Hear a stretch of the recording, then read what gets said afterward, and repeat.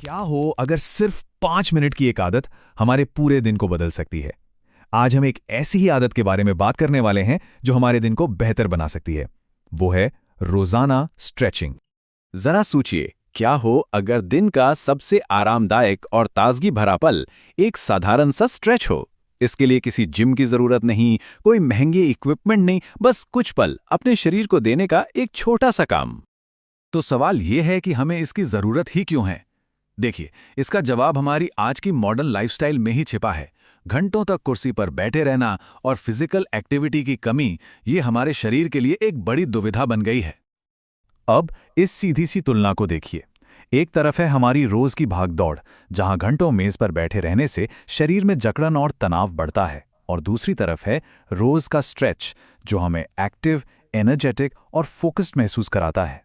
तो सवाल बस इतना है कि इन दोनों में से कौन सा अनुभव चुना जाए। और यही तो असली प्रॉब्लम है।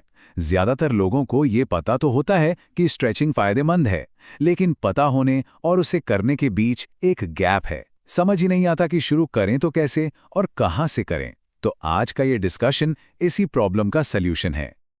तो चलिए आगे बढ़ते हैं और देखते हैं कि इसका समाधान कितना आसान हो सकता है।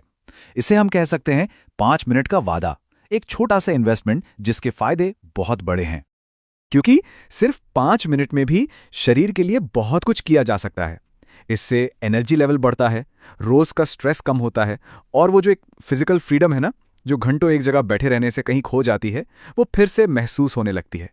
ये सचमुच शरीर की छिपी हुई क्षमता को अनलॉक करने जैसा है। जी हाँ, बिल्कुल सही सुना। सिर्फ 5 मिनट, ये इतना कम समय है कि कोई भी बहाना बनाना सच में बहुत मुश्किल है। और यही बात इस आदत को शुरू करने में सबसे ज्यादा मदद करती है। ठीक है, तो अब जब क्यों और कितनी देर समझ आ गया है, तो चलिए अब कैसे पर ध्यान देते हैं।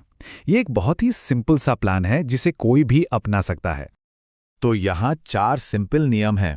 पहला, अपने स्ट्रेच को किसी पुरानी आदत से जोड़ दीजिए, जैसे सुबह की चाय के बाद या ऑफिस का काम खत्म करते ही।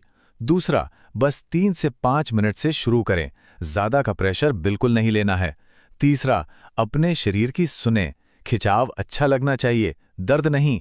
और चौथा, गहरी सांसें लें, इससे स्ट्रेच और गहरा होता है और मन भी शांत होता है। और अगर ये समझ नहीं आ रहा है कि कौन सी स्ट्रेचिंग करें, तो ये एक बेहतरीन सैंपल है। गर्दन, कंधे, रीढ़, कूल्हे और हैमस्ट्रिंग, सबके लिए एक एक स्ट्रेच। हर एक को लगभग 30 से 60 सेकंड तक करें और बस आपके 5 मिनट पूरे हो जाएंगे। याद रखिए, ये सिर्फ एक सुझाव है, इसे अपनी ज़रूरतों के हिसाब से बदला जा सकता है। देखिए, स्ट्रेच करना एक बात है, लेकिन उसे रोज की आदत बनाना, वो बिल्कुल अलग चीज़ है। तो चलिए अब देखते हैं कि इस आदत को अपनी जिंदगी का एक पक्का हिस्सा कैसे बनाया जाए। ये लाइन सब कुछ कह देती है।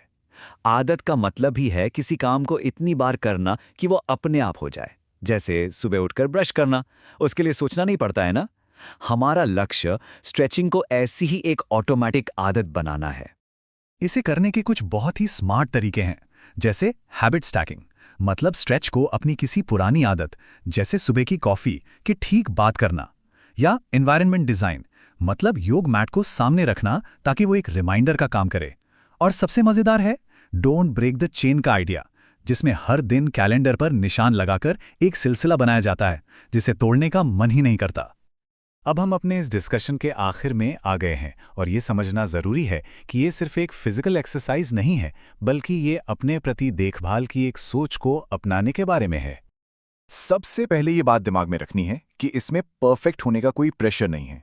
हो सकता है कोई दिन छूट जाए, और ये बिल्कुल ठीक है। असली बात है अगले दिन फिर से उस मैट पर वापस आने की, हार ना मानने की।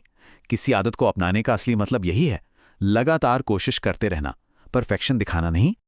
तो आखिरी सवाल बस इतना है कि आज अपने लिए कौन सी बेहतर आदत अपनाना शुरू करेंगे, चाहे वो स्ट्रेचिंग हो या कुछ और। आज ही एक छोटा सा कदम जरूर उठाइए।